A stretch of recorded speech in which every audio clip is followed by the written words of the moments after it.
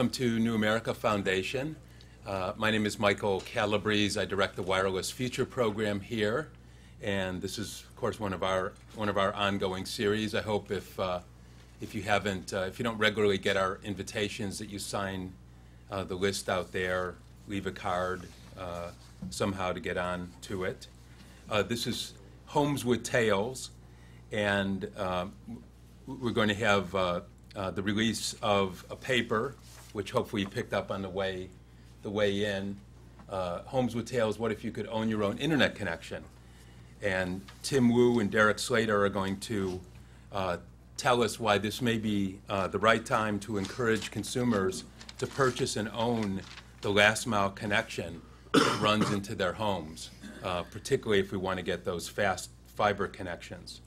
And I think there's I was reminded this morning, Rob Atkinson had an event over at ITIF, a debate actually about whether we have sufficient broadband competition in the United States, and I was reminded of a few facts on the ground that really provide an important context for Tim and Derek's proposal. One is the tremendous social and economic externalities that flow from fast and universal broadband connectivity, particularly as you get the network effects of more and more people and better speeds. And to that, I was, I just wanted to point out, I had asked Rob, who I think forgot to bring a supply of these, but there's ITIF actually has a very good report that walks through, a lot of those benefits, which we don't always think about. So things like education and training, telemedicine, right, healthcare, accessibility for people with disabilities, are all greatly enhanced with more and faster and more affordable broadband, as well as improving the environment, energy, transportation, public safety, and e-government efficiency. So it's really not just about what the actual kind of normal supply and demand curves, but there's actually a very important public goods element almost in a infrastructure like this that we should keep in mind. A second thing is that the U.S. continues to fall steadily behind the rest of the world. John Windhausen, who's here, spoke this morning and pointed out again that whether you look at broadband penetration rates, speeds, or prices, the U.S. is falling, more behind. So in the ITU rankings, from 4th in 2000 to 22nd today, or OECD, which is better known, from 3rd, I believe, in 2001 to 15th today. This is in terms of household take-up. Meanwhile, speeds are slower and prices are higher compared to many of the countries above us on that list, including France, Sweden, Japan, and South Korea. So it's a competitiveness issue. And third, a third kind of fact on the ground that provides context here is the current credit crisis and possibly deep recession that we may be looking at. And that doesn't seem to augur well for a universal broadband build-out that relies on a handful of companies really taking the risk on a huge amount of upfront capital. So I think with that backdrop in mind, we'll go to the presentation of this big idea. And what I'll do is introduce Tim and Derek first, and then our panel will come after, commenting, both on their proposal as well as on the issue in general. So Tim Wu is a professor of law at Columbia. He's also a newly named fellow here at the New America Foundation and chairs the board of directors at Free Press, which is an advocacy group here in Washington that we work with a fair amount. So Tim is quite busy, a regular columnist for Slate. And I do have to read one thing because it's also patting ourselves a bit on the back at the same time, is Tim wrote, just to show that ideas matter, Tim wrote a paper for us a little over 18 months ago called Wireless Carter Phone. And, and within months, virtually, we had proposed and advocated with the Public Interest Coalition that the big auction that was held early this year for the 700 megahertz spectrum, that there be a condition requiring these Carter phone, in other words, this is in wireline, the FCC rule that requires that consumers be allowed to attach any device or any application to a network. As long as they don't harm the network, they should be free to do so. Doesn't apply clearly in the wireless space, which is why your iPhone can be locked to AT&T and so on, or why Verizon can force you to buy songs from their network rather than being able to buy it from Apple, for example, on your cell phone. And Tim wrote this paper. We proposed a condition. The compromise with Chairman Martin was do it on just the C block, which was the largest block in the auction, 22 megahertz nationwide. I should note Google lended a major helping hand by actually bidding and offering the bid, the reserve price. And maybe he will be interim chairman, but Commissioner Copps said when that order came out, July 31st, 2007, he said, "I find it extremely heartening to see that an academic paper, in this case by Professor Tim Wu of Columbia, can have such an immediate and forceful influence on policy." So when Tim writes papers, people listen. And with him, his co-author, Derek Slater. Derek is a public policy analyst at Google and came to Google after years with the Electronic Frontier Foundation, and before that, the Berkman Center at Harvard Law School. All right. Well, thanks. Thanks so much. It's more like to say when Tim writes paper, occasionally people listen. I think that's a more accurate statement for any academic. Well, I'll take any opportunity to play a clip from Star Wars, and this one actually has some relevance to our discussion. So turn on your communications hat and join me in a galaxy far away.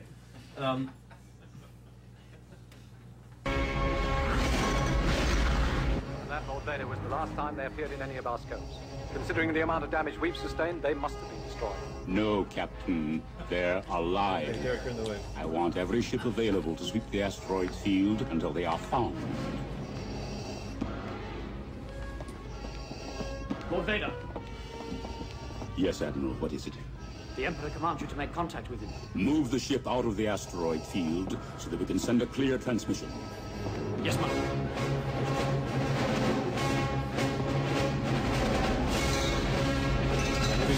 Wi-Fi clever.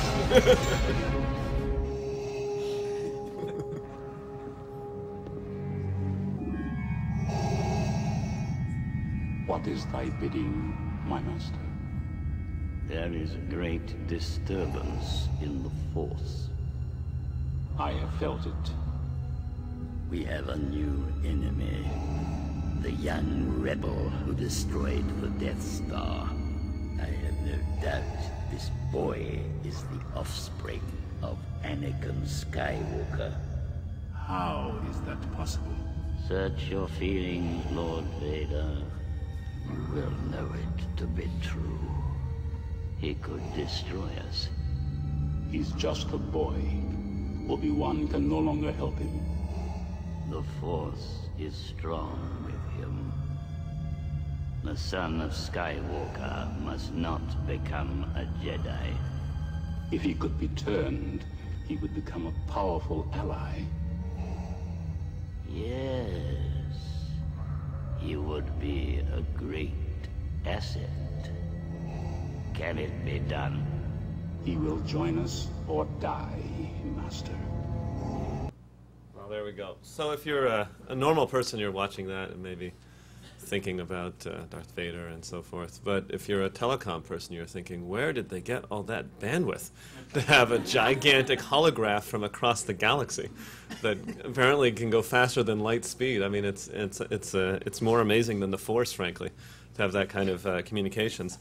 And that's really the topic of this paper more broadly, other than Homes with Tails, is this age-old question of how is this country going to get really big bandwidth? How are we going to, as I'll say later, get to Moore's law in the bandwidth world?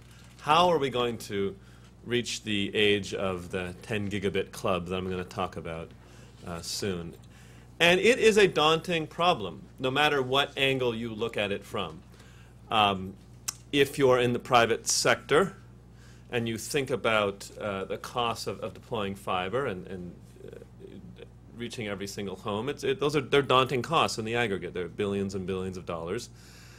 And it's not clear exactly what the killer app would be that would justify the investment beyond the copper that's already there. And so there's a challenge for the private sector to want to invest in these kind of deployments. Although there's been some investment. I don't want to say there's none, but there's a challenge. For the government, there's a large question as to whether what it should do. Should it sort of try and build it itself, which some countries have tried? Should it give a lot of money to companies to build it? What exactly should government do? It's another great challenge. Well, today what we're presenting is a third possibility, and a possibility with a long pedigree in the United States, which is basically do-it-yourself or self-built fiber. A long pedigree not in fiber, but in this country and in our infrastructure deployments. So I'm going to point out, I'm going to make 5 points about this idea, and then Derek has the job of going through some of the details, and he'll do that. So let me make 5 points about this idea of consumer-owned fiber, or homes with tails. Point number 1. You may walk into this room and think that seems like a strange idea. I've never sort of thought about buying a fiber optic cable. My life has been pretty good without one. And all I want to point out, first of all, is that what is consumer property has a history of changing over time. 20 years ago, 50 years ago, many of the things that people today buy may seem very strange.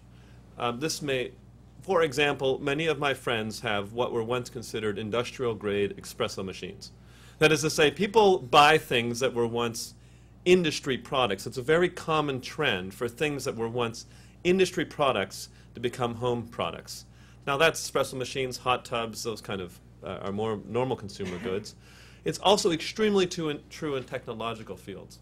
This here is a computer, which when you put yourself back in the 1970s, computers were not things that people owned in the 1960s or 1970s. They were things that institutions owned.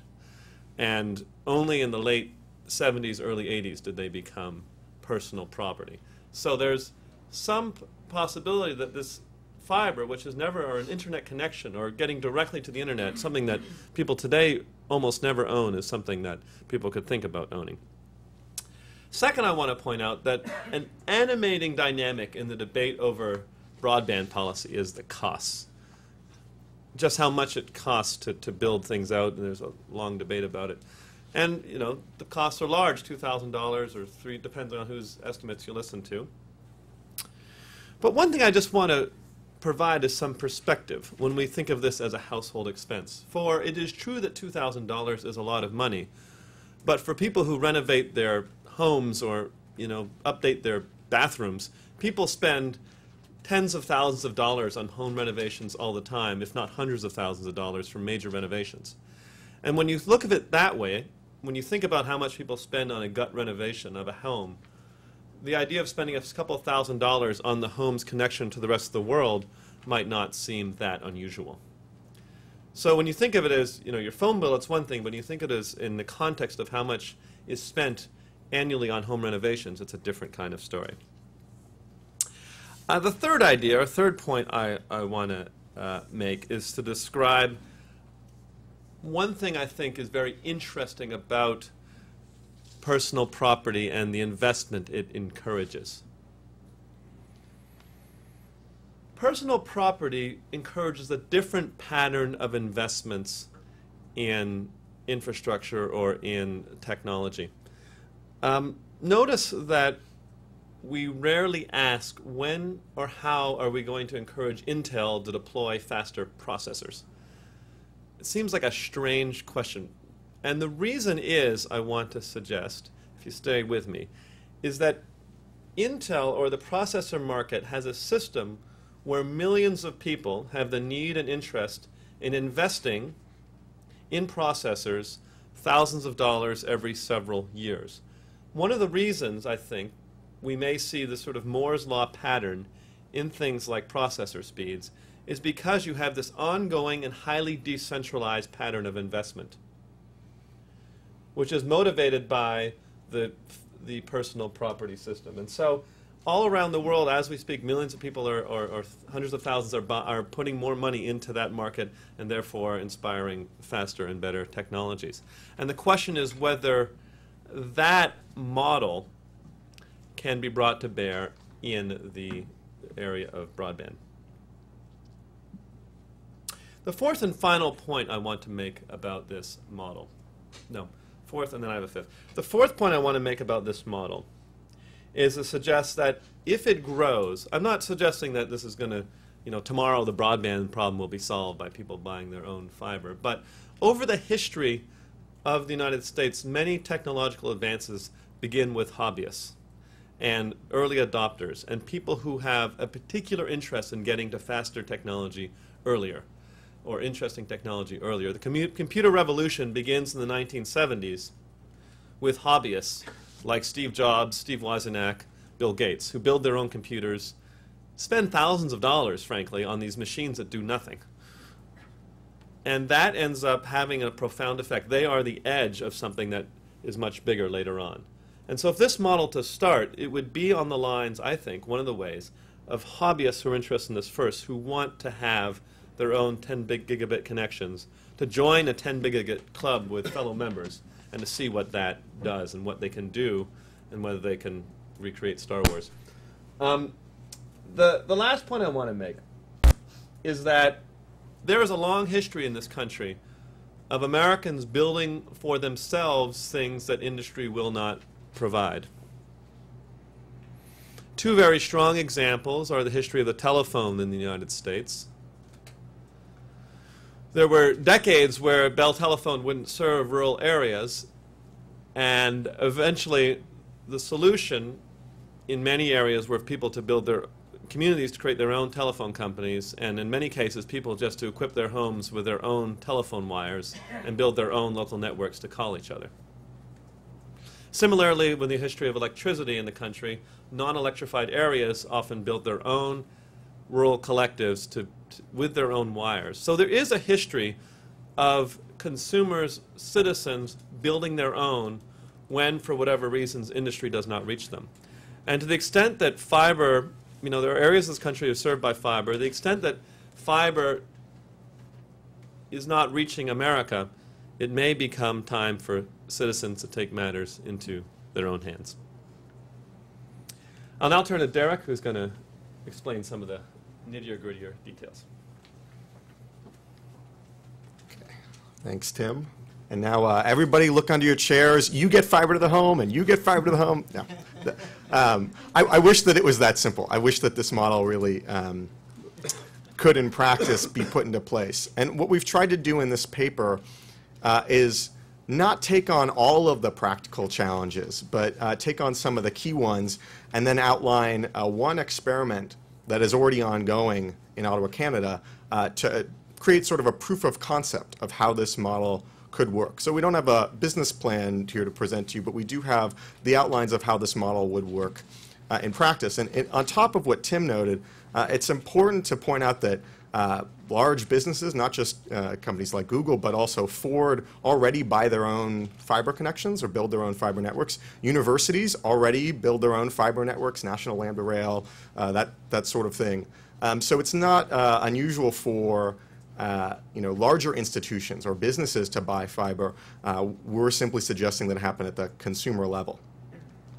As Tim alluded to, the basic idea behind what we're suggesting is that individual homes would own their own dedicated strands of fiber running from their premises all the way to a point of interconnection, or what's called in telecom jargon, the point of presence, the POP. And at that point, the customer would be able to connect to internet service providers and other information service providers of their own choosing. There are two real crucial questions that come out of this. One is, How's the fiber going to get there, and how is that ownership structure going to come about? Who's going to provide that? And second, how is this POP going to operate? How are service providers going to be able to come in and provide services? And I'm going to take apart each of those in turn. Now first, let's start by thinking about how a fiber network of this sort would be built in the traditional model. So how would a typical telecom carrier build a home-run fiber network, a network where each home gets dedicated strands? They would not dig up the street to bring a cable to my house, and then dig up the street again to build a cable to my neighbor's house, and dig up the street a third time to build a cable, and so on and so forth. Instead, what they would do is build one trunk cable containing many hundreds of strands of fiber and run that to the neighborhood. Then they'd break off subsets of fiber, run it down individual streets, and then break off individual strands to connect to people's homes. So one trunk to the neighborhood, subsets down streets, individual strands to homes. In the customer-owned model that we've suggested in this paper, you would need a similar fiber trunk architecture. It would be costly and impractical for individual homeowners to run their own separate fiber and try and dig up the streets, again and again and again as they want fiber to the home. So this fiber trunk architecture needs a mix of both individual ownership of strands of fiber, as well as collective ownership in this fiber trunk. So how would that work? The model we've suggested here is akin to a condominium complex. Condominiums were also sort of a radical form of property, not too long ago, but through an innovation in how we conceptualize homes and how we conceptualize the laws around home ownership, we have these things called condominium complexes that now are pretty familiar and normal today. And as we all know, the way condominium complexes work is that they're multi-unit dwellings. Everybody owns their own unit within the larger building, right? Everybody owns their own condo unit. But all condo unit owners share ownership and control over the building itself and the common areas, the hallways, the heating ducts, the elevators. And they control that area through a community association, or what's called an HOA or a condo board. And they pay regularly for maintenance fees so that if an elevator breaks, a management company comes in and fixes it. And we suggest that basically a similar model could work with fiber and fiber to the home. So just as each condominium owner owns a particular unit in the building, each homeowner would own strands of fiber. And just as each condo owner shares ownership of the common areas in the condominium complex, each homeowner would share ownership of the trunk of fiber that runs to the neighborhood. And similarly, the fiber owners would pay regular maintenance fees to a fiber construction company, the same sort of company that builds the sort of larger networks I discussed earlier. They would pay that sort of company for regular maintenance if the fiber breaks, and so on. So that's the condominium model of fiber that we suggested. Tim, you want to just advance the slide for me there? That'd be great. So the next piece is the open POP. So we have fiber running to each individual's home, and it runs back to a facility where it's going to terminate, and customers will be able to connect to the service provider of their choice. Now, ownership wouldn't really amount to much if the customers were locked into only connecting to just one provider, only connecting to AT&T or Comcast or so on. For ownership to really mean something, it needs some autonomy and some ability to select from a variety of different service providers. And that requires that this POP be an open facility that many different providers can get non-discriminatory and equal access to. This, too, may sound strange, but it's not really that different from what's generally called an open access network, or is generally thought of in the context of unbundling. So under unbundling rules that still exist in Europe and used to exist in this country, carriers had to open up their central offices in order to let other companies come in and install their own equipment. And a similar model could work here. And similar open POPs already exist in other areas. To give one example, Amsterdam has built through a public-private partnership a network they call CityNet. It's a fiber-to-the-home network, just like the one we're describing, where individual strands of fiber are run to everyone's home. And on average, 13,000 fibers terminate at one of these POPs, and the POP is open. There are racks where other service providers can come in and put their equipment and offer services to end users. So this is an open POP in action already in Amsterdam. It's not a new idea. And all we're suggesting is that that idea be transplanted over to this customer-owned fiber model.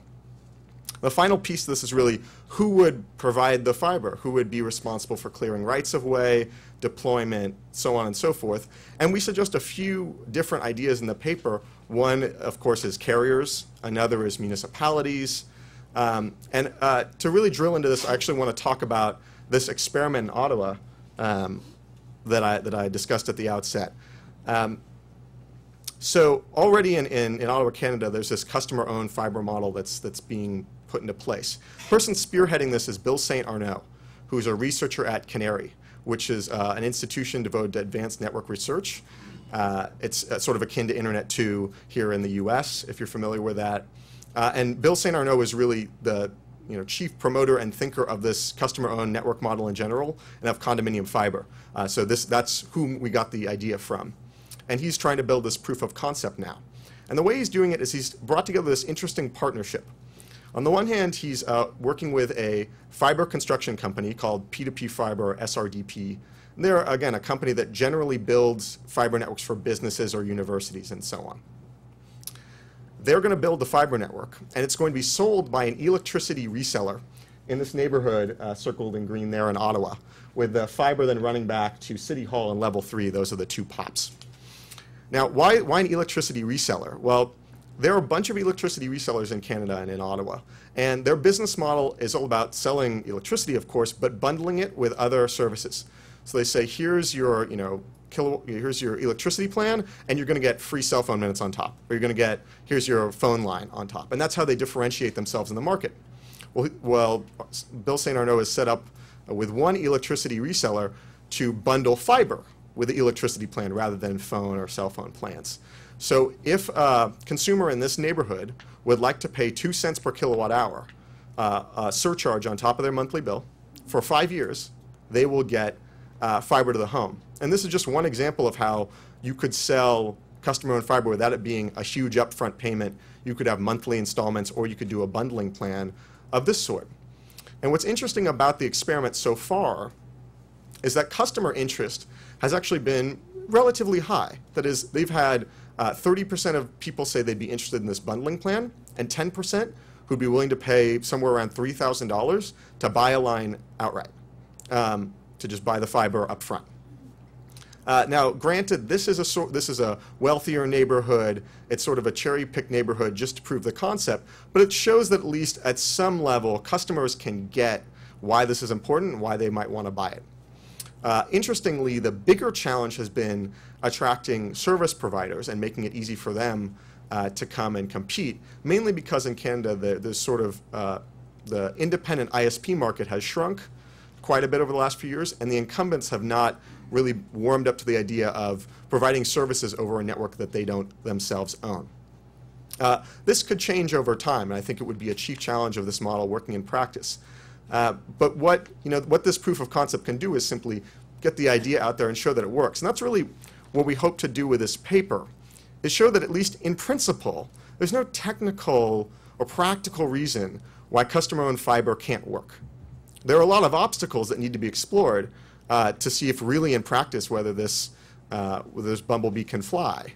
But that requires more experimentation and more research, which we hope this paper will encourage. And the bottom line, as Tim laid out at the outset, solving this problem of broadband deployment, getting bigger, better, faster broadband in this country is so important that we need as much experimentation and investigation as we can figure out. We need more experiments like this one to try and come up with not just one solution, but many solutions to this problem. The internet itself started as an experiment.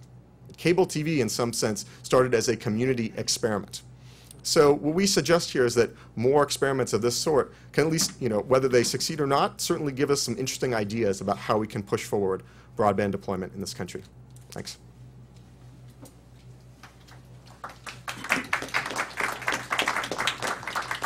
All right, thanks. And great to see that Star Wars quip. I thought you'd enjoy that. The Force.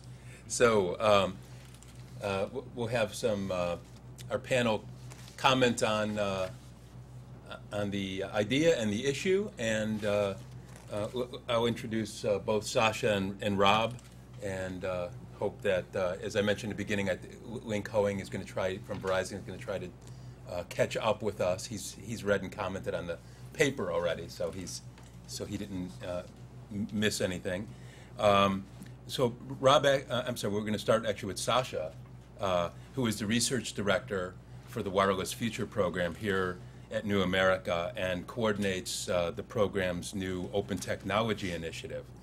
Sasha is an expert on community wireless networks and actually knows this really from the ground up, because before coming to New America, among a number of other things, Sasha founded and built a community wireless network based on open source principles in Champaign-Urbana, Illinois, the Champaign-Urbana Community Wireless Network, and got some firsthand lessons about the availability of things like fiber and backhaul and such. Rob Atkinson is founder and president of the Information Technology and Innovation Foundation, and truly one of the most prolific thinkers and writers today on IT and innovation policy.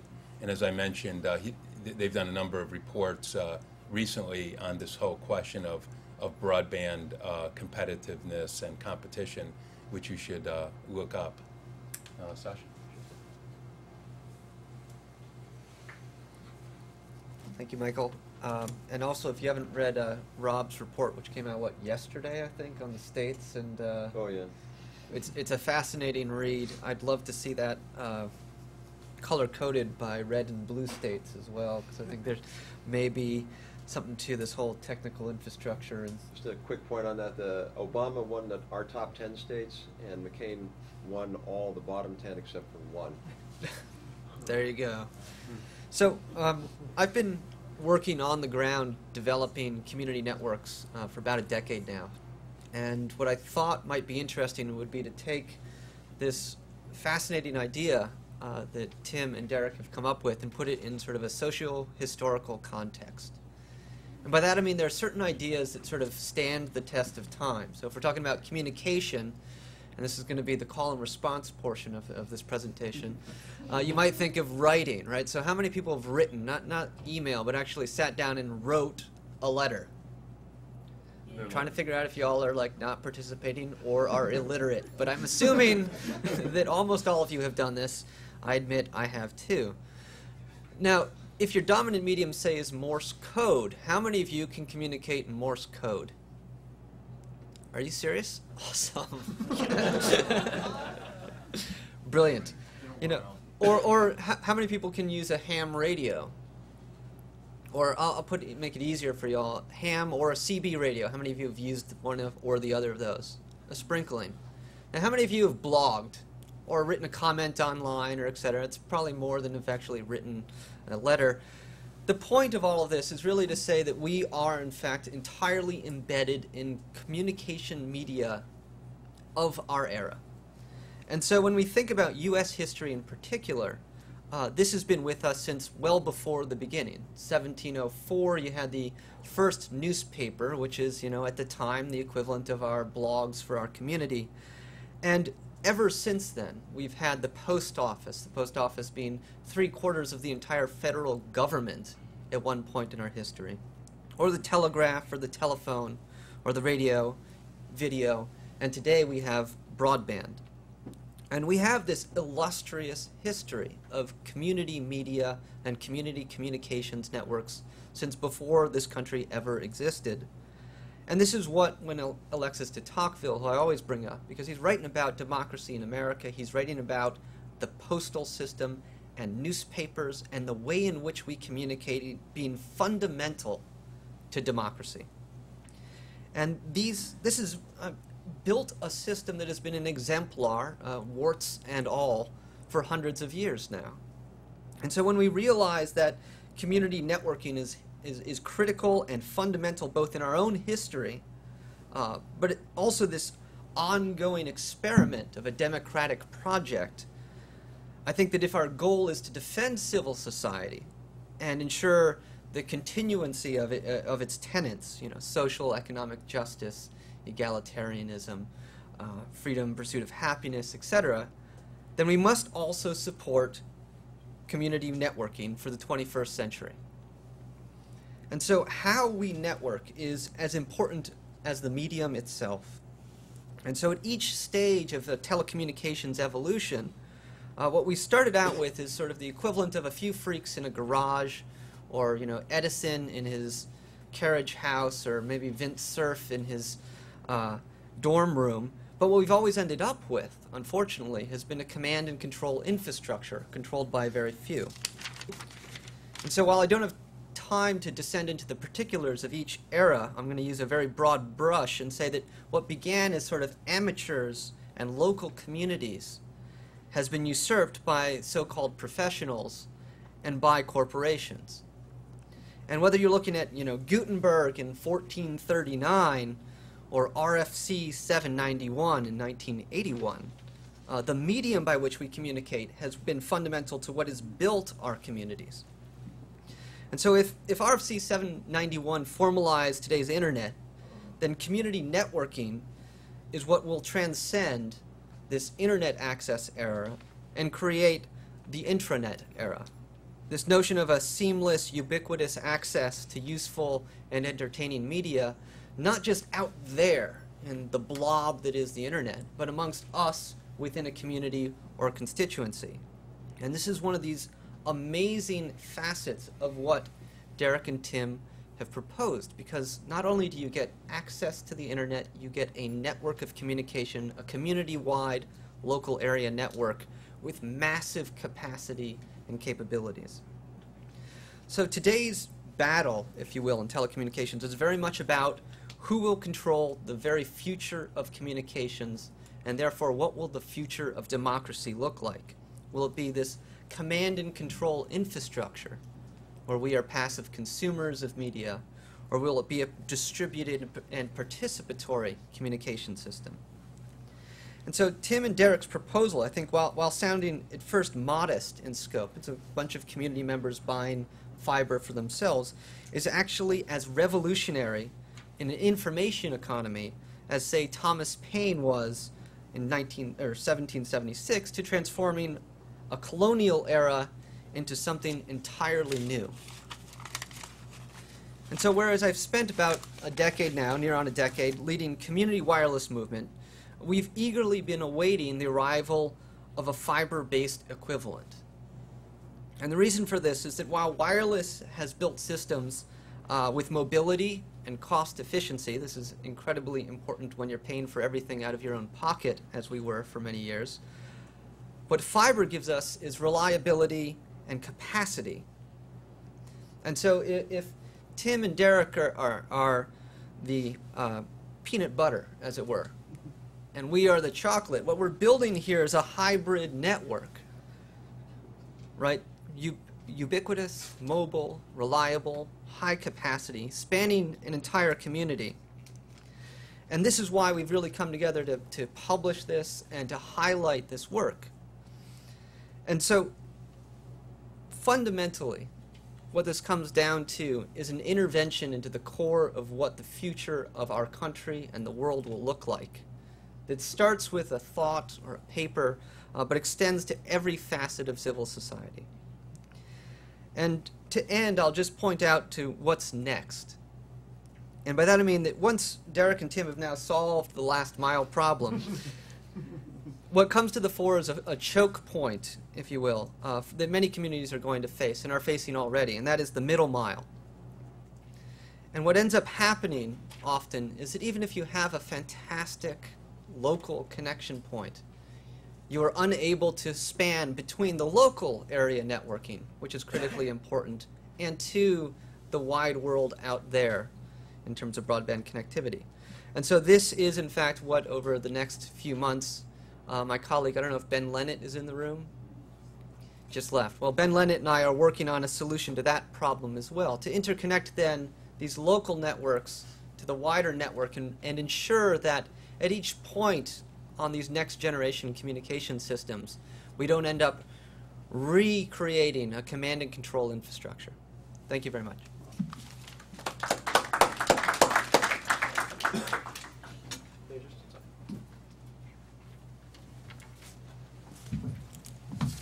Okay, thank you. And Michael, thank you for having me here. Just an allusion, by the way, to Sasha said that report, if anybody's interested, it's a report we released on Wednesday called the State New Economy Index, where we look at all 50 states on 29 different variables, including one on broadband, which is really interesting. You have a nice map of broadband and which states are ahead and which are behind.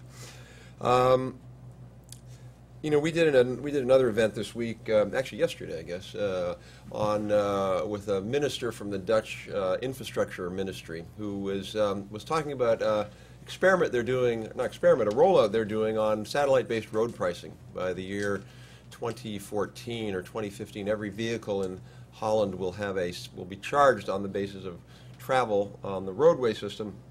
An amazing innovation, the most aggressive and innovative system in the world. And it struck me that what we really need in the U.S. is not just more innovation, but policy innovation. And I think this is our biggest problem. We've become such a risk-averse and conservative, not in a political sense, conservative country that we don't policy innovate anymore. And Brandeis, many, many years ago, talked about states as the laboratories of democracy. I think what we're seeing now are other nations being the laboratories of democracy. And so, in that sense, I think this is a very interesting paper because this is really about policy innovation to drive technological innovation. So I give them a lot. I give Tim and Derek a lot of credit for that. It actually hit a little bit of home for me. I remember a few years ago, before I had signed up on the Verizon email. You can sign up, and it tells you when FiOS is coming. So I signed up, and every day I'd look on my email. No, it hasn't come. And I was walking home one night. I live in Chevy Chase. I was walking home. I live near Michael. I was walking home thinking, God darn, why don't I just get together with all my neighbors? Screw this. I'm tired of waiting. We'll just all buy our own fiber. I'm tired of waiting. So it was kind of an interesting thing there. But 3 months later, they must have heard my complaints, or maybe I talked to Link or something and wanted to preclude that. So lo and behold, I got my FiOS, and I'm a happy camper.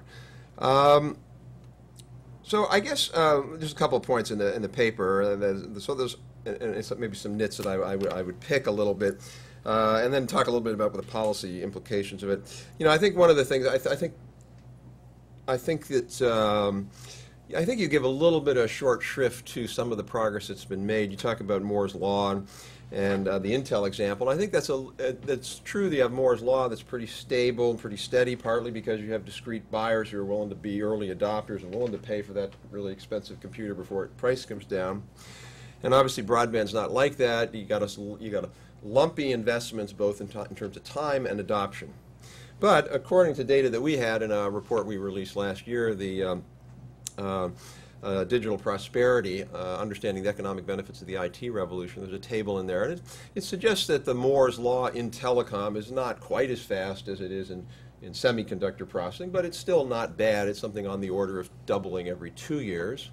So I don't think it's quite as bleak as that, but I agree with you that we would be better off if we had faster networks today. And as I said, I think your proposal is an interesting one there. The other nit I would have would be, you know, I do think ultimately we're going to have to probably get to full fiber networks, although, I don't know, you never know. There's interesting, George Wu, who's on my staff, tells me that there's some amazingly interesting, and I have no idea what he's talking about, technology that would let you get super fast speeds on copper, like a gig, and who knows? I mean, that maybe is a long way away. But my point is, I don't think we can just dismiss out of hand DOCSIS 3 and next levels of cable innovation. That's an infrastructure that's there. My own personal preference, sort of as a bias, is I like fiber, but I don't think we should dismiss that. So here's where I think the paper really has something to say, and that's really with regard to, I would argue that if where this model is going to work, it's going to work mostly with either a combination of places where there are new developments, where a developer is putting in a whole lot of units, they've got an opportunity to do something. Why don't they do this as part of the development agreement? Hey, this is what you're going to get in your or in your agreement. And there actually are companies that do that, and I apologize, I don't remember the name of the company, but a CEO was in talking to me about a year ago, and that's what her company does, is they basically put fiber into new developments that are housing developments, and then they'll link that up into the cable company box, and they'll link it over to the phone company box, and it's an interesting model. So I think there is a lot to be said there. The other possibility is in areas where there is plan unit developments or some sort of already existing legal infrastructure. Now, the problem with doing it in my neighborhood is there's no legal infrastructure. I would worry that the costs of just sort of getting everybody together in collective action would be quite high. There's no governance structure. There are communities, though, more out on the west and the east coast, that have already legal infrastructures to do these things. It would seem to me that that model is more likely to work there. I guess I thought the key point of the paper, and I should have brought this with me. Read the, no, I got it. I just want to read the quote here. And I think this is the key point. To me, this is the key. This is the key point of the entire broadband debate in Washington. So I'm glad it was here. Fiber deployment faces high fixed initial costs. For that reason, the take-up rate can have a big impact on per-customer costs. Then they go through and talk about Verizon data, which I think is a little dated, but Link would be more, could say more to that. But basically, Verizon's average cost per customer is around $3,000, assuming a 40% take-up rate. At 20%, it's $7,000. In other words, the key point here is the great, because you're talking high fixed costs, not just in capital, but some in operating, that if you have a small share of the market, it's going to be very, very expensive to do. I agree with that, and that's partly why I think this is a better model in new areas where you have an opportunity to get 100% of the thing, 100% of the market. You can drive costs down quite a bit. What I would worry about, though, with this, and I worry about it, frankly, with kind of some of the muni overbuild models, is that they ignore this point. And so, for example, in communities like Lafayette, Louisiana, which I think misses this point, is by Lafayette going in there and putting out their own fiber, they're essentially saying to people who are already there, you aren't going to be able to make any money on your upgrade, and we probably won't be able to make any money on ours because we're all splitting the market now 3 ways. And so I think this is a better model for areas where there's very little, where either the infrastructure is so bad it's just kind of low-speed DSL, or where there's just nothing going on at all, it's a new development. What I would worry about there is there's a, I think you had a phrase in there, given the popularity of Fios, we might envision this model being where a company would go in and apply this in AT&T territory, where they have UVerse, which is fiber to the node. I don't know that that would work there. I mean, it sort of implies that AT&T doesn't know what they're doing, and that there's a real market there for doing fiber to the home. I think it's a big debate whether fiber to the home or fiber to the curb is the better model, and we're going to see that played out in the marketplace. But I think to somehow say that that model works in an area where you already have cable that's rolled out relatively fast and a 20 meg fiber to the node network, I just don't think that model works there, because I think you're not going to be able to get high. To make your model work, you got to get 40% of the people to adopt. There's a lot of people there in a neighborhood like that who would just simply say, yeah, I like my AT&T thing. It's pretty close. They're going to raise the speeds. I got Comcast or whoever the cable provider is there. So bottom line, I think this is a model that could have a niche application in some areas. I don't think it's practical in areas where there is already pretty good or a pretty good build out of relatively good speeds. Policies, I'll just say two things on. One is I think we should be thinking about broadband in the stimulus package. We have a proposal in our report we released last year, but I would much rather give money in a way that's going to stimulate and lead to more infrastructure in a way that can be done quickly than simply giving people money that they're going to spend on whatever people spend money on. Second thing, you talked about the tax credit idea, which is, you didn't really discuss it in your remarks, but in the paper there's an interesting proposal to give people a tax credit for doing this. I would think that's an okay idea. My worry with doing it only for that is it's sort of biasing people against leasing or against renting. It's kind of like with the problems of the home ownership tax credit. We give it to owners, but we don't give it to renters. So if it were mode neutral, I'd be much more happy with it. It just says if you're going to get high-speed fiber or some level of high-speed broadband and you choose to rent it or you choose to buy it, we'll give you a tax credit to do that. I would worry that you ended up sort of distorting the market in that direction if we do that. So thank you very much. All right, thanks, Rob. And our final panelist is Link Hoeing, who is Vice President of Internet and Technology Policy Issues at Verizon. He's also I think, sort of Verizon's blogger in chief these days. And I hope I won't hurt your credibility by saying that Link is also an elected public official. On election day, when the screen crawlers, I saw that he was the top vote getter in Poolsville for the town council. So, welcome, Link. So again, another guy with some ground level experience in these things. Thanks. Yeah, well, I won by 80% of the votes cast, and they were calling me landslide Link. So I think I came in on the coattails of Barack, though, because there were more people are voting station than there's ever been. So I'm sure that's what it was. It was actually a neat experience. I worked in Congress years ago, but it's been a long time since I'd done real campaign work, and I ran for office 4 years ago for what often happens. I got mad because I led a planning commission effort, and the council at that time just basically dumped it, didn't do anything with it. So I decided I'm going to run and make sure the planning report that I did gets implemented. So that's what happened. I've been telling Michael that I had an event today, so it was getting hard for me to get here on time, but it was actually a tactical effort because I thought by the time I got here they would have already blasted the telephone companies and I'd be a little bit better off, a little safer. So, but I did read the paper, and in fact, Tim and Derek let me actually comment on it earlier during the process of looking at it and developing it. And I will have a couple of comments about it, certainly. But I also wanted to step back a minute because, Verizon itself has not, just to be perfectly clear about it, has not taken a position on this paper. And in fact, except for maybe me and one other person on my staff, I don't think anybody's looked at it, probably, as far as it's fair to say. So my comments would be my own. But one thing I do think is important is to step back and ask what problem are we trying to solve when we're coming up with either new business models, which in some ways this is trying to encourage a new business model, or new policy approaches. And I think that question is very valid with respect to this paper. And even though I've been through, actually this week there have been 3 broadband functions I've gone to, including one at Google yesterday. And I've heard people talk about the need to get gigabytes to the home. I do think it's worth to step back a minute and see where we are and then see how this fits in as a potential solution. And I know there's all kinds of statistics that are being thrown around, but I spent really the last 4 years looking at broadband in Europe and in Japan and Korea, in part for my job, but also because I've had to go to Europe quite a bit to work on issues like net neutrality, which has actually become an issue in Europe. So let me give you a quick overview on, I think, 5 points here that really tie into the paper that they've done. One is the status of deployment. One is the speeds that we have today. One is the uptake, which I think is a really critical issue, too. We kind of ignore that, but I think the uptake issue is more complex than people think sometimes.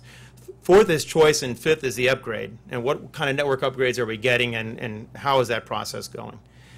So first on deployment. The industry itself, believe it or not, is spending around $65 billion annually to both maintain and upgrade its networks. That means cable, wireless, telco companies, and also private networks that are being deployed. So you put all those together, that's more than the entire interstate highway system we're spending on bridges, roads maintenance, in other words, federal maintenance and state maintenance to some degree. So the industry is putting a lot of private dollars into maintaining and upgrading these networks. We are spending about $17 billion of Verizon is annually, and some of that is for Fios, which is our fiber to the home technology. Some is for upgrading our existing wireless broadband network, which is today a 3rd generation wireless, but we already are beginning testing on the next generation of wireless broadband, which probably could be on the order of 75 megs down and 15 megs up at least. So, and that's only a couple years off when we're beginning to deploy that. So a lot of progress, I think, is being made on that side. Overall, if you look at private investment in the U.S. as compared to what our industry is investing, it's gone down about 6% since 2006. But on the telco side and the communication side, there's been a net investment increase in communications equipment investment of about 10%. So the industry continues to invest and continues to maintain and upgrade its networks, despite the fact we're facing some pretty tough challenges right now. I think rural is our biggest challenge. I would not say that we have solved that problem. We certainly have work to do there. But I think in most urban and suburban areas, we either have competition or networks that are being deployed that are next generation networks, including ours. But we're not the only ones. Comcast has been responding to us, and now they're announcing 50 meg and 20 meg networks in Washington and Oregon and on the East Coast in some states. So we're actually stimulating investment in response and in upgrades in response. So to that extent, I think we're seeing pretty good evidence that deployment with the kind of policies we have today is working pretty well. I think rural is one area we've got an issue, and we certainly have some pockets where people aren't getting broadband, even in cities, although that's less and less rare. For example, we announced we're going to do all of New York with FiOS, our fiber to the home technology, and Washington, D.C., although it's going to be a challenging process in some of these cities. You have areas like Georgetown where you've got a lot of historic buildings and that kind of thing, very difficult to deploy in areas like that with lots of infrastructure that's been there for a long time. On the second piece, uptake, we certainly have it as still an issue in the United States. About 60 million homes have broadband today, which if you look back just in 2000, 2001, we only had about 4 million homes with broadband. So we're making progress in getting people to take the technology. But one of the things that I think is a challenge, and that's why I think the paper is not really looking at some of the issues that are deeper, which is how do we get people who don't have broadband today but have it available to take the technology? Some of it is cost. I mean, the Pew studies I've looked at, I've done focus groups. We've done lots of focus groups that I've sat in on where we ask people who have dial-up, why don't you have a broadband connection? Some of it is cost, but a lot of it is other factors. They have broadband at work, they say often, and I don't need it at home, I just do email. Some cases they'll say that there's nothing compelling on the internet that I need to have access to, so I just do email if I need to, but dial-up. But there are factors that I think are more important, and this is where I think it ties into the public debates we're having now about next year's agenda. One of the things that people say repeatedly is, when my kid gets into school, I'm getting broadband. So we know education is a driver. We know online services that include government services that people need are drivers. So I think looking at the demand side is an important part of this that doesn't really get looked at, and just looking at the deployment side and can we build this out to people ignores that factor, which I think is critical. Third, I mentioned speed, and I've been on the internet since really the 1970s, and I had a 1200 baud modem when I started, and I had listserv in the 1980s. And I look back at my history, and I actually have some of the devices. I probably should put them on eBay. Some of the old computers I had, like a K-Pro, remember those old ones? Like a suitcase, basically. And the speed is actually, as Rob indicated, has actually doubled in this country every 20 months or so. Today we're talking 50 megs. We're trialing right now 100 megs. So, and we have GPON technology, which is upgrading our existing fiber protocols, so we can actually do literally hundreds of megs to the home. So I think we have the ability with the networks we're deploying, and I think the competition we're stimulating is going to make that happen more widely too, in cable networks especially, that we're seeing more speeds and more capability for people.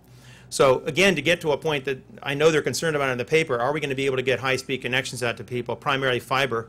I don't know if they're all going to be fiber, but I do know that fiber is going out into the neighborhoods closer and closer to homes if it's not going to homes, and the capacity is certainly increasing.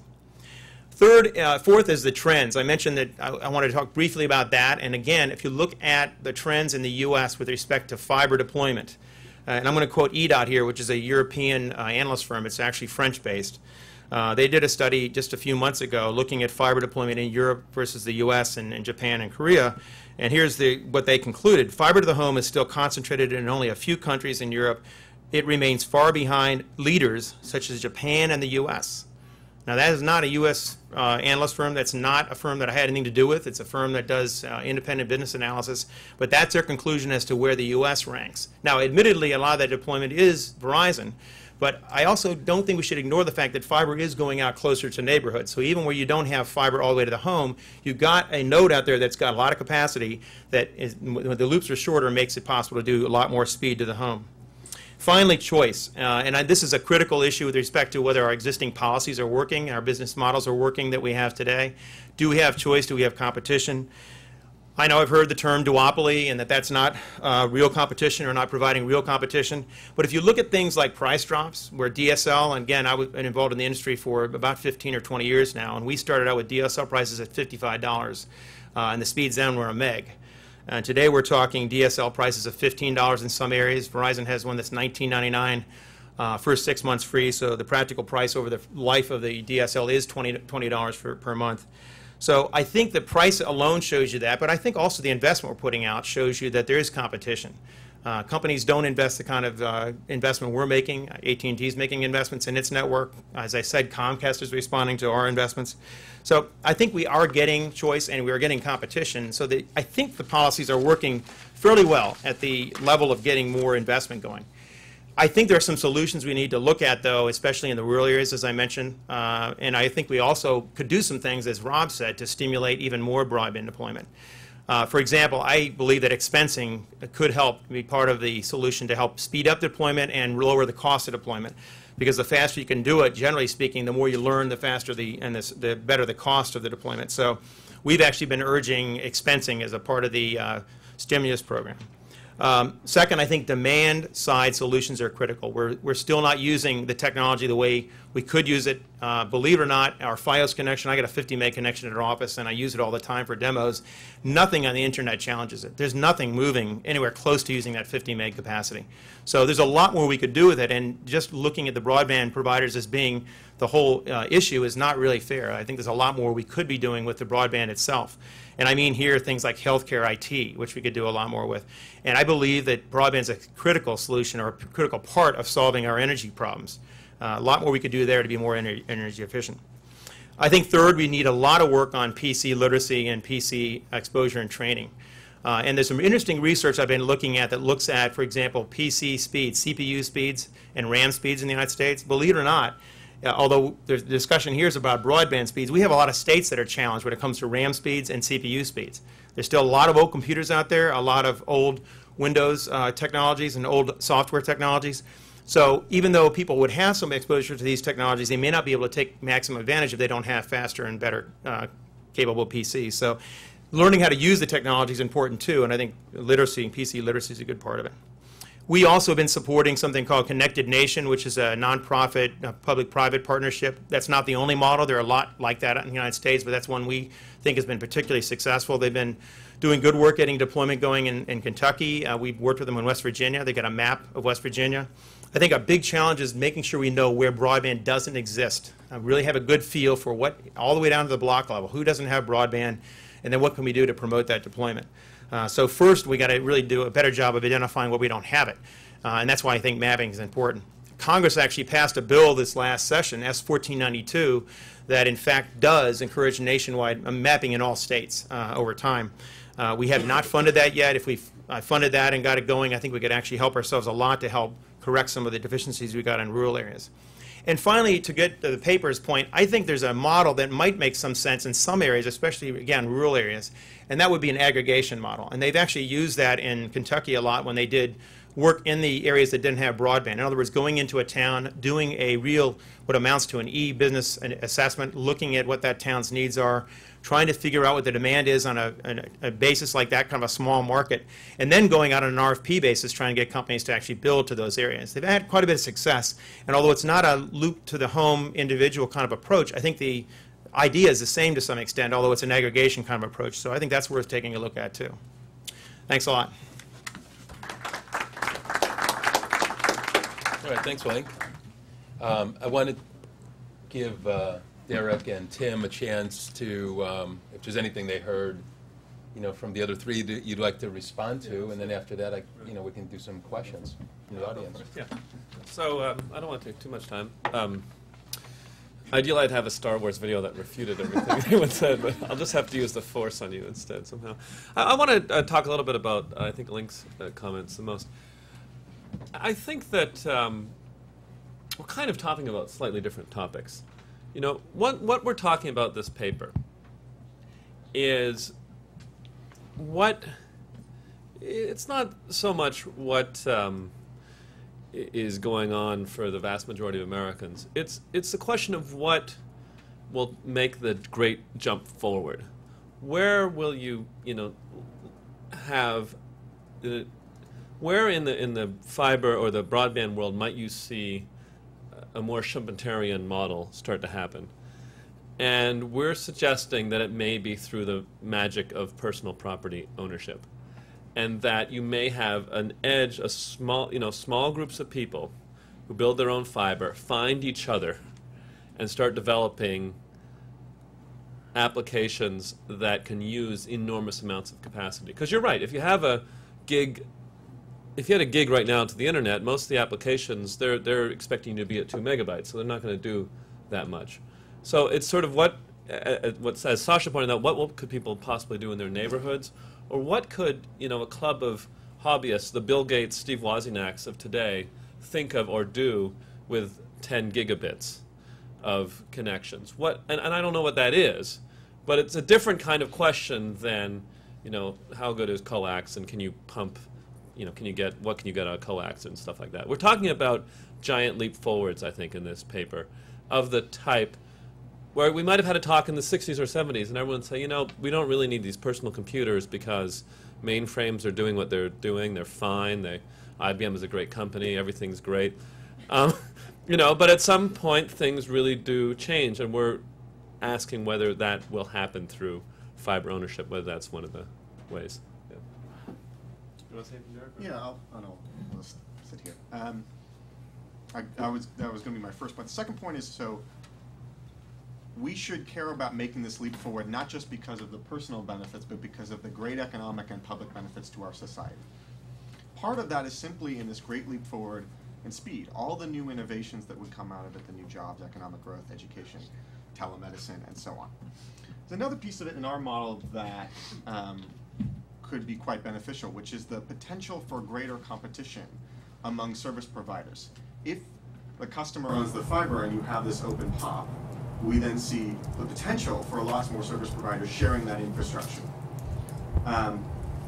Now, we can talk about how good the competition is today, but suffice to say under this model, we have the potential for a great leap forward there in terms of last mile competition in services.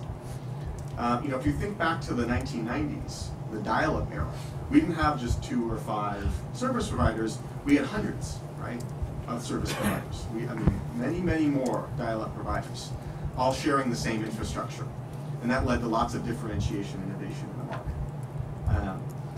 And what we're suggesting here is that with this sort of model, by reducing the barrier to entry in the service provider industry, we could see more such innovation and the potential for more great public benefits to flow out of that.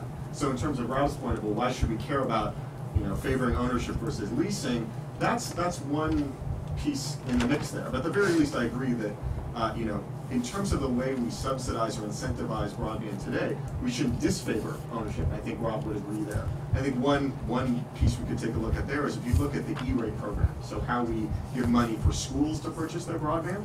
Generally, they have to get it from carriers to get the E-rate program. Maybe we can make it so that they could buy fiber under those sorts of subsidies. That's one way of sort of leveling the playing field. Can I give a quick response because I want to ask. Well, just something else one quick point about that comment about competition. The fact is that it's a very high fixed cost investment. So recovering that cost is important, and it's a competitive market. So we're building these networks. We're building where cable companies already exist. So one of my concerns about the model is it's sort of another form of unbundling that we've kind of gone away from in the past, and I think it has worked.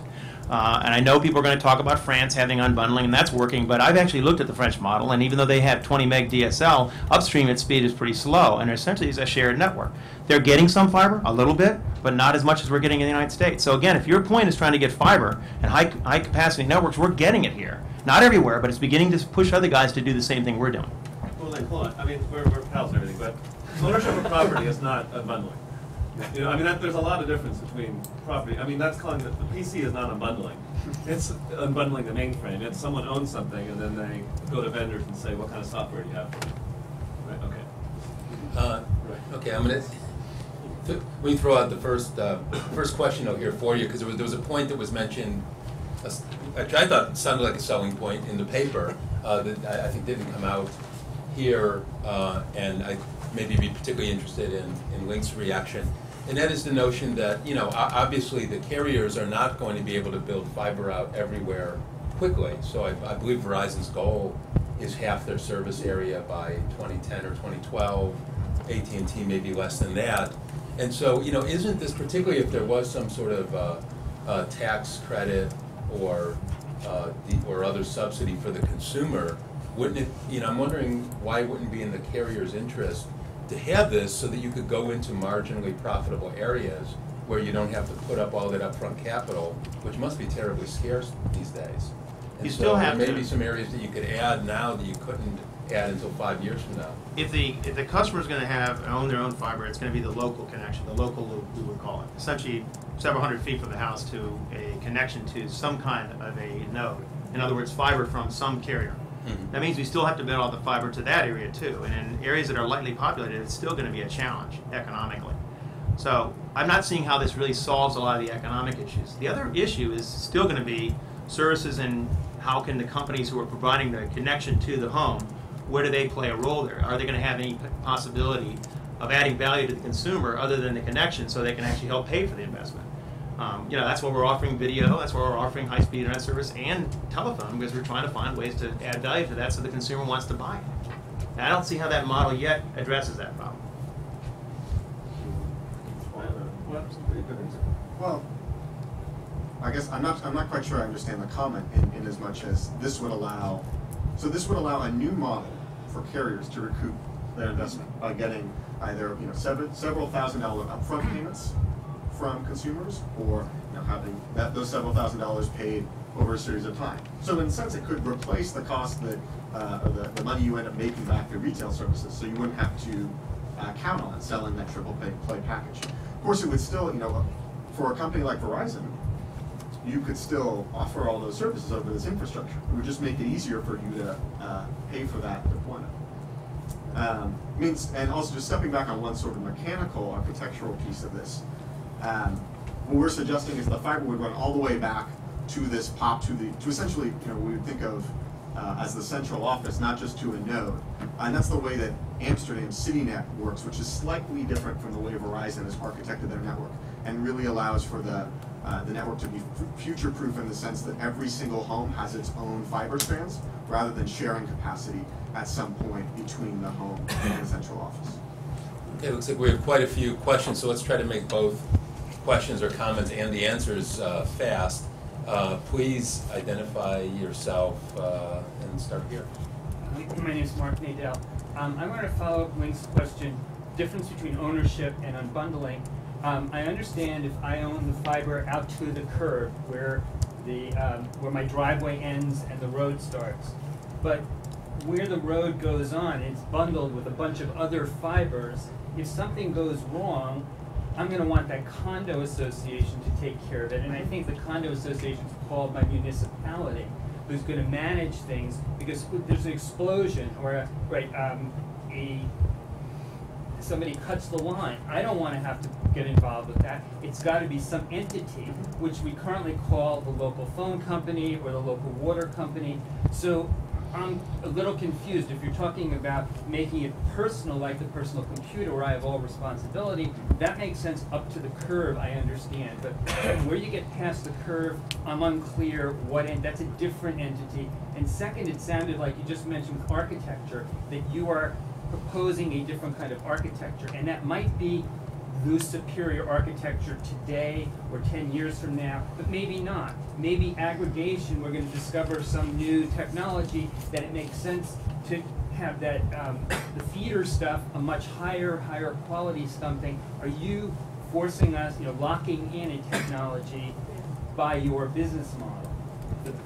Well, I guess, the first question, the answer to the first question is, it is the point of the condo model to have a collective organization that takes care of things like breaks or services. It's the exact same thing if you live in a condo. You could be living in a condo, next thing you know, the elevator breaks, or somebody spills beer in the hallway, and the condo association cleans it up. So this model for the trunk line requires a condo association. So like a municipality or Private utility. entities maintain condos, and Right. you have fiber construction companies. You own a condo, you still feel like you own something, even though somebody else cleans up the beer in the hallway. That's the first point. What was the second? What was the? Oh, so Logging basically, home run fiber is a future-proof technology. Oh, I see. Yeah, you can't.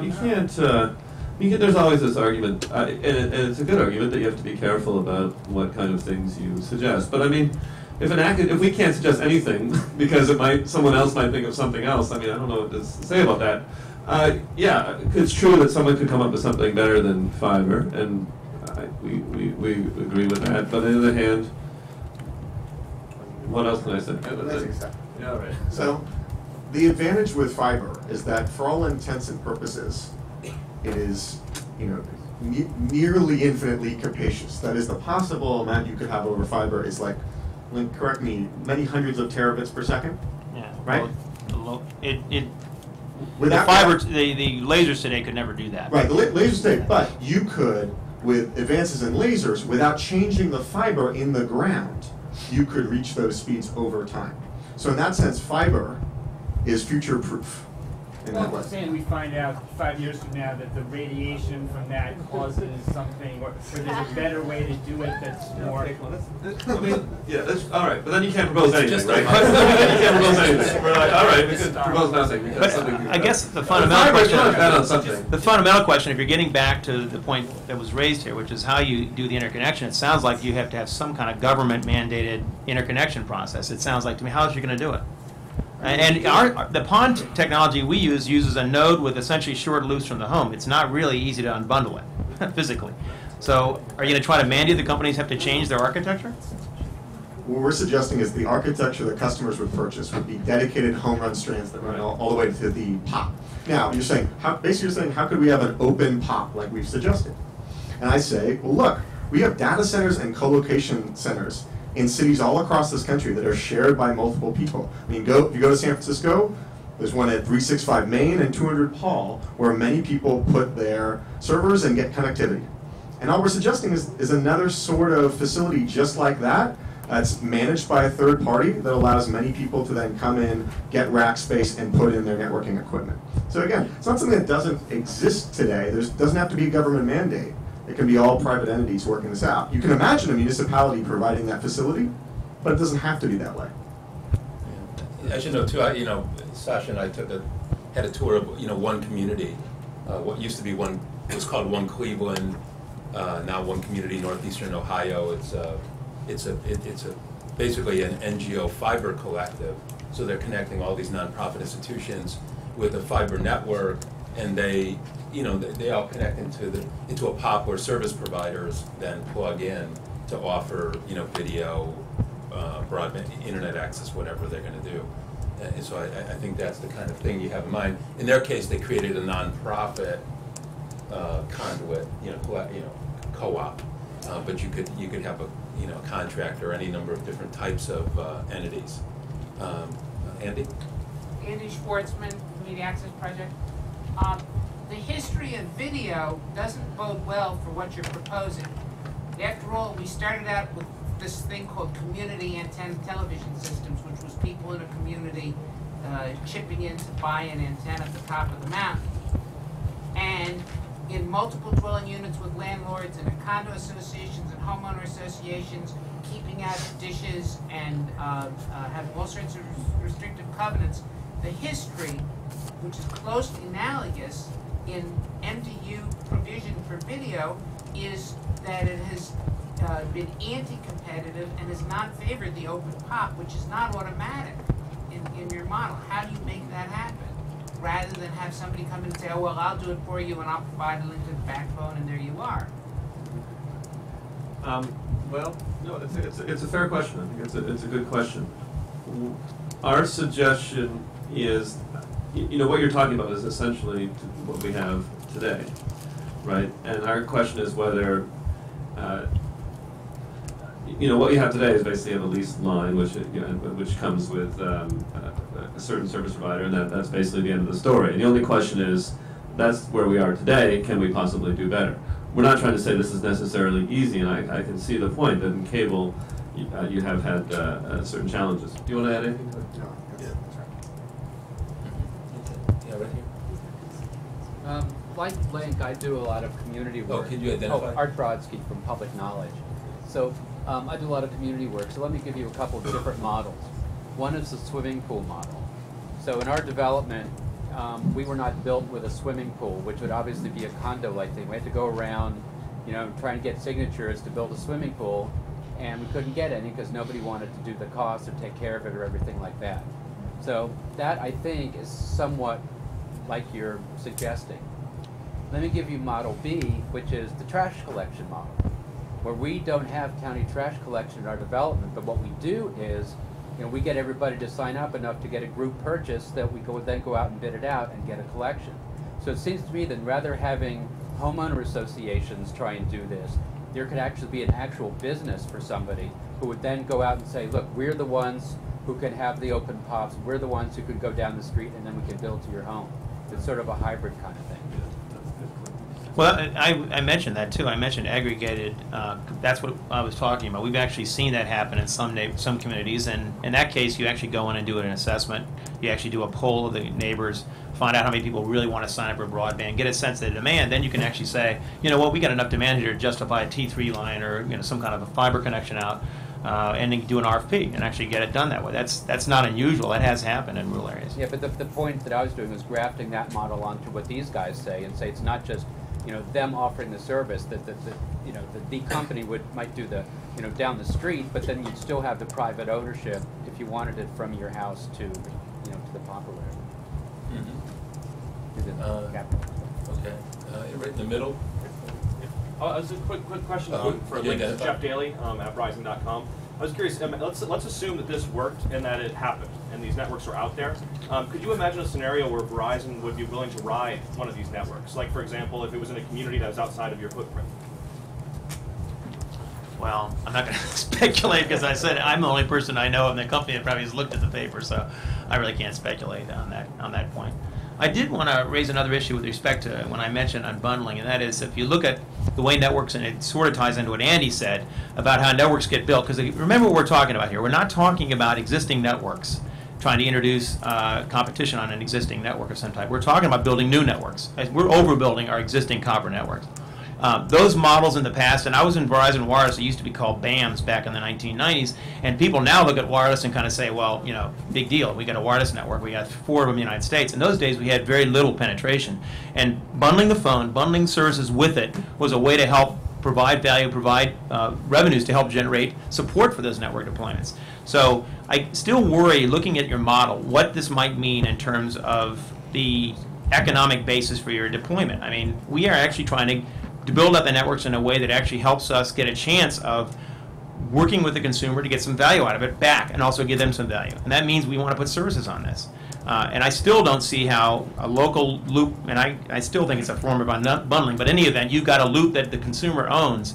I don't see how that means that we have a chance other than through a whole bunch of ISPs, because it sounds like you're talking about a wholesale model of some type, to get services into that consumer. I don't see how it's going to happen. So you'd still be able to sell services. Yeah. It's just that the user would own the line, so they would be able to have more choice. Well, they already have choice with the internet connection today. They can do what they want to with it. I mean, they already have tons of choices. That's my point. Other ISPs to connect their well, in effect, that's what a browser is. It's another ISP for you. It's another place to go. The only difference you're making ISP doesn't mean anything today. It really doesn't. It's just connection to the internet. That's all it is. In the old days, when you talked about ISPs, I knew a lot of those ISPs. They weren't differentiating. They were providing internet connections. That's it. The only one that differentiated was AOL primarily, Prodigy a little bit, but most of them didn't differentiate. They just provided internet connections. It did not stimulate a lot of innovation. It stimulated connections, yes, but that wasn't differentiation or innovation. Not much. I have a question for you, Link. I know you're not speaking for Verizon, but isn't it attractive for you a little bit to try and go after AT&T? I mean, based on it. I mean, I know you're sort of part of the same company at some later level. How's that? I mean, earlier. I get the same ancestors. I don't mean it the wrong way. But isn't there some attraction in saying, hey, listen, you love Fios? I mean, people like Fios better than yours. I mean, I'm on your side here. And why isn't it attractive? Hey, I want Fios, and I'm willing to have this much money because I think Fios is so great. And why not? Doesn't that sound attractive? I know you don't. Well, to some extent, we're doing that with going to 4th generation broadband. Essentially, when you're going 75 down and 15 up, it is not a gig, I admit, but it's a lot more than we have today. And by 2010, when we're going to start doing this, we're already doing that. We're competing with AT&T nationwide with that network, and it's going to provide a broadband connection that's going to be very high capacity. So you're not answering my question. Well, I don't know the answer because we haven't looked at it. But I can tell you this: we already have competition with Comcast and Cox, and so we already have that competition. We don't need to encourage competition. We have it. I just wanted to bring up a point based in my own work in various communities. Folks can go look at a place called Chambana.net if they want to see this in action. One of the interesting things for us is that once you have capacity and you have a loop or you're going back to a shared POP or whatever, you can put services on there that are in some ways orthogonal to your internet access. So I would love to have 75-15. I mean, I would love to have that in Greenbelt, Maryland right now. And we don't. But if I did, I would still really love to be able to not go out in the rain to borrow a DVD from my neighbor, but rather stream it over the service that we have on our local network because we've digitized our DVDs. And this creates, much like every office in the United States has its own local area network and shares their printers and runs services that don't detract from their internet connectivity speeds, this creates opportunities for all sorts of next generation services and applications that only become possible when you have that sort of architecture. A serious answer to your question, though, Tim, is you're really talking about a franchise model out of region, and I the only reason I hesitate is that we're still in the midst of a very expensive deployment right now. So myself, and I know our CEO would join me in this, I can't see right now looking at that as a priority. We're just putting a lot of money now and trying to get the deployment done successfully. We're facing, and I know people don't believe this, but essentially you're looking at competition that's very substantial with cable companies. They're bundling everything together, and we've got to try to, as hard as we can, to get a significant market share when we deploy this to be able to try to justify the investment. So we're doing quite well. In many areas, we're 20, 25% penetration, and Fios has a great name brand. People know what fiber does today, and we actually focus groups. People recognize fiber means better connections. I know that. So we have a good product. It's just that it's a competitive market. Right back. Yeah, Steve Efros Communications. Tim, it seems to me that there's an intersection in policy here that's about to create a train wreck. If you have privately owned facilities on a condo basis, and you're also talking about net neutrality, and you've got the First Amendment, you've got a problem. Are you now going to say that the First Amendment gets trumped by net neutrality, or are you going to say, in other words, what happens to the condo, or the condo model that you were just talking about, if the condo board decides, well, we're actually we prefer not to have this type of material come into our condo. And each community or each group of privately owned wires has a different rule. Are we going to have federal rules on net neutrality that say individuals cannot block communications? How are you going to deal with all this? Well, that's a great That's a what very, they filter. very good question, very enjoyable. I relish the opportunity to talk about net neutrality, and I thought like, the day doesn't go by, right? I thought the day might go by without it. I think that's a great series of questions. Generally speaking, I have never thought of sort of individualized filtering as some violation of net neutrality. If you want to block out, like CNN or something, you want to block CNN or something, that's not exactly, that's the individual doing what they want. But you have this interesting question, what if when it's a collective group? Do you the community, is that a little bit more challenging? Well, an MDU, just take an MDU as an example. If you have a multiple dwelling unit and that those individual pipes are then going into a collectively controlled pipe before it gets out to the street, which is another collectively owned. It's a lot like corporate censorship. Right. I mean, there's this, when you look at, the greatest internet censors in the country, China's one thing, but then you look at most companies who belong, say, ESPN or something, they're the greatest internet censors. And so it's a very similar question to, it's true. And so it's a very similar question to that question.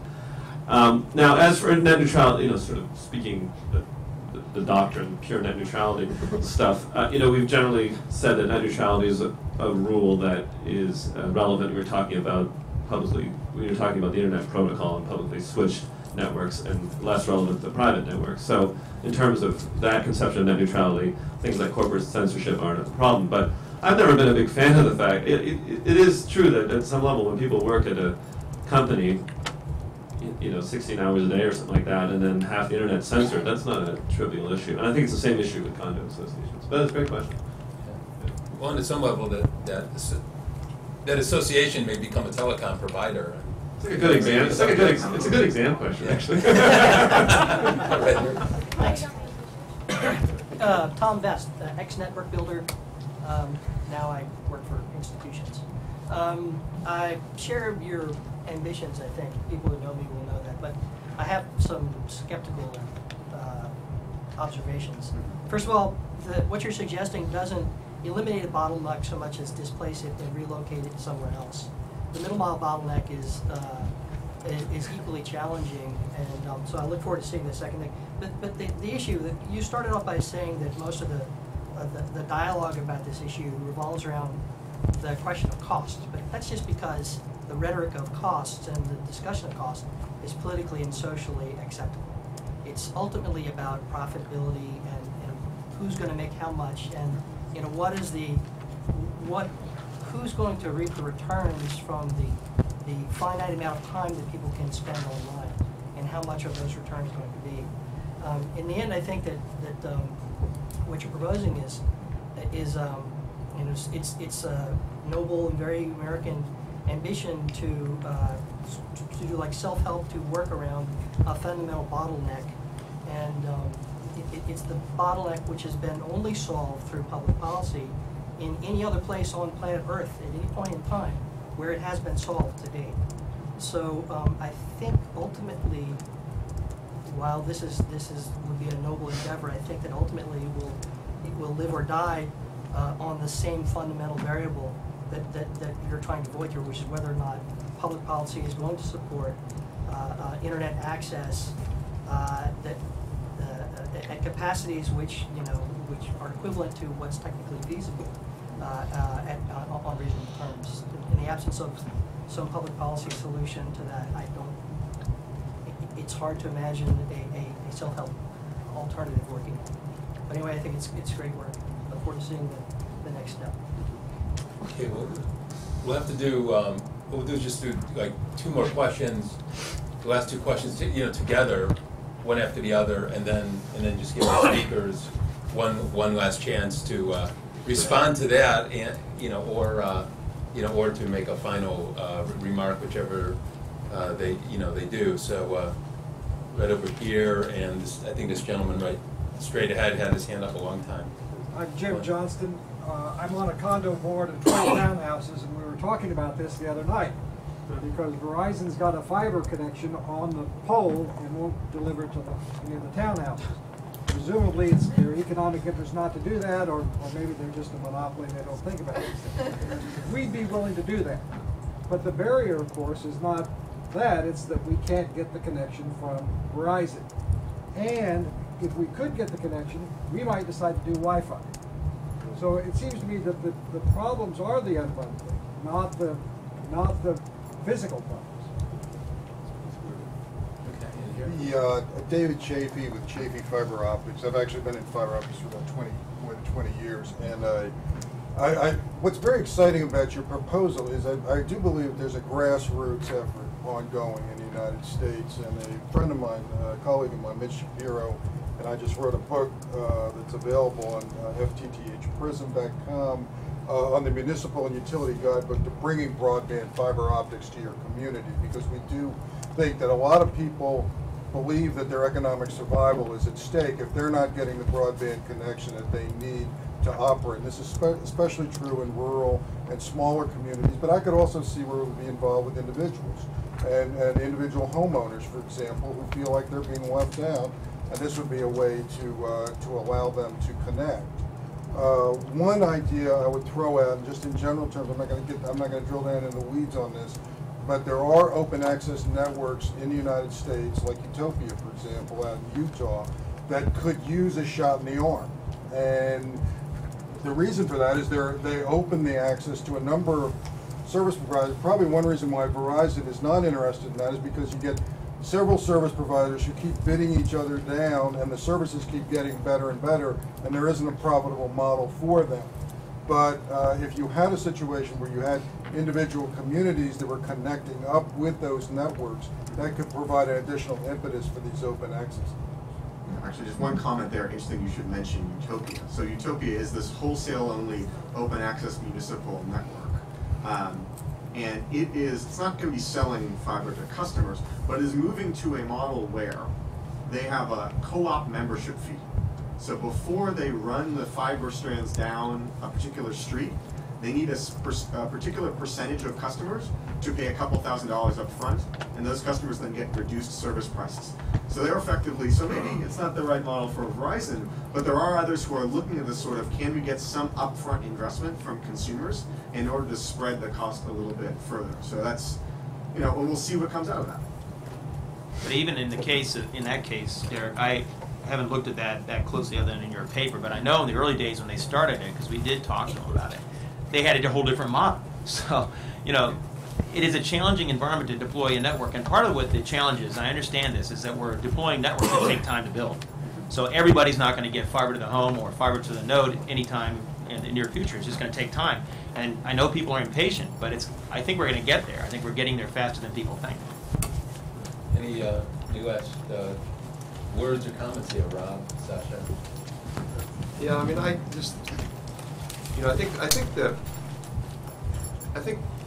I wish this debate were about pragmatic, what is the best way to get us to a really high-speed network. But what is overlaying this debate is there is this sort of assumption in there that private networks are bad, public networks are good. And I don't see that that's a very valuable debate. I bought a car and I bought it from a private company. I didn't buy it from a co-op. Actually I do buy some food from a co-op up at Bethesda Chevy Chase High School because it's a natural food farmer thing, but it's because it gives me good value. I don't have an ideological bias towards my co-op versus Safeway. And I think we just need to take that out of the realm. Now if you look at Utopia just issued a $30 billion, $500 million bond that's subsidized by the government to build a network in an area where there are already two providers. And all you're going to do when you do that is basically mean that everybody gets a smaller share of a fixed pie market. That ultimately, if you think about that, so you got, I don't know who's out there, probably Quest and some cable company, they're putting money into those networks. Somebody's got to pay for that. They're not doing it for free. And then you, on top of that, you throw in public money. Or this. I don't see how at the end of the day that's getting us where we want to go.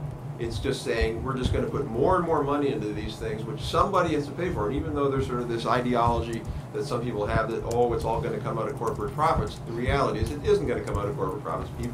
Consumers end up paying for these things in the long run.